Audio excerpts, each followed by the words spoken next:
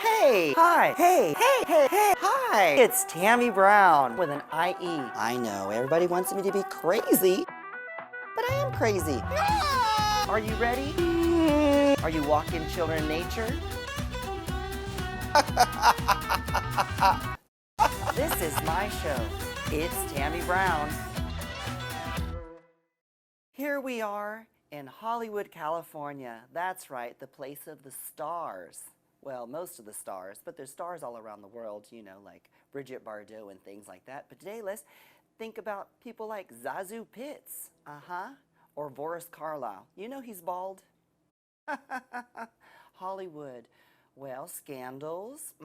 Did you know that, in fact, Jane Mansfield, her head was not decapitated? It was just a wig that had, one of her falls that had blown behind her in that car crash in the convertible. Yes. Hollywood Babylon. A bunch of lies in that book. Yes, it's true. And it was a homosexual that wrote it. Yes. Oh, speaking of homosexuals in Hollywood, one of the best ones I'm thinking about right now. Come on, what's his name? He's a good friend of Joan Crawford's. Oh, we're just going to have to come back to that. No. Oh, William Haynes. Yes, Billy Haynes. There you go.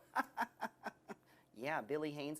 He stood up for himself against the major people in Hollywood, MGM, in fact, and with LB Mayer.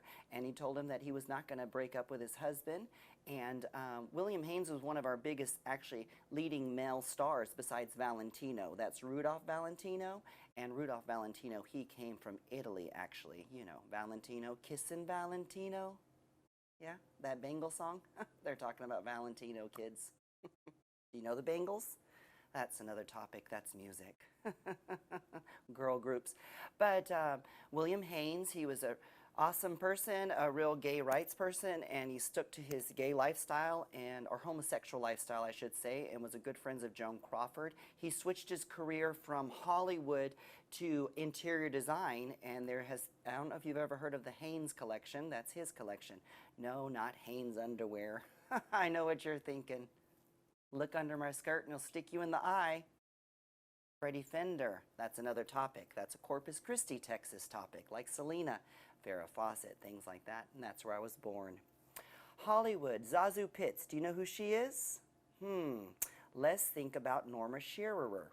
Do you know who Norma Shearer is? She's in the movie The Women and many other women, or many other films about women. Joan Crawford is my number 5 or number 4 of all-time favorites, idols. Joan Crawford was born in San Antonio, Texas, and her first name was Lorraine LeSueur. That's right, Lorraine LeSueur.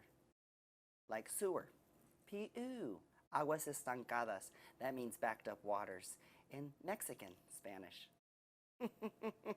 Joan Crawford, she wore coral lipstick from time to time, and she was always changing her looks.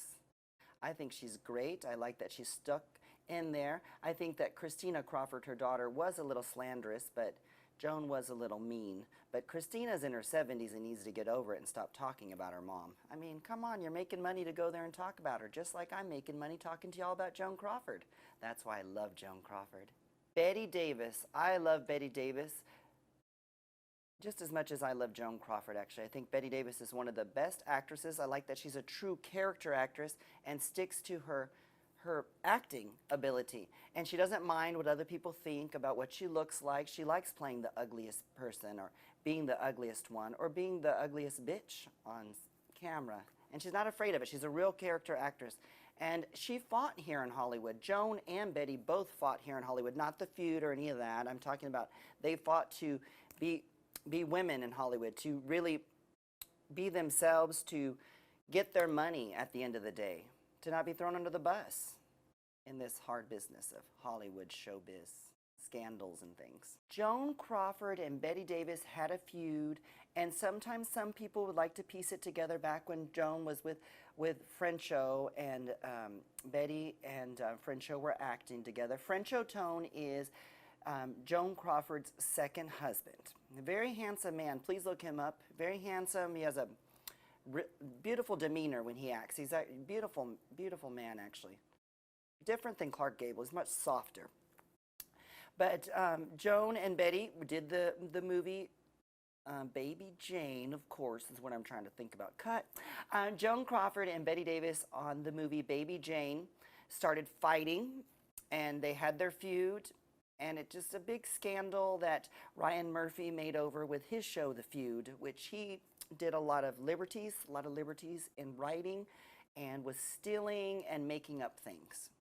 What do I know about The Feud? I don't know too much. I know I wasn't there. I know that Betty was a lot stronger than Joan, actually, and kicked her ass in one of the fight scenes.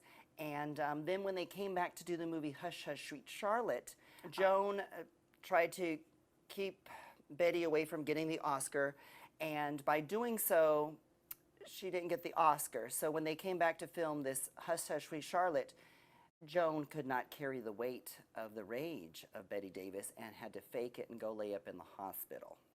So I think Joan got what she had coming to her.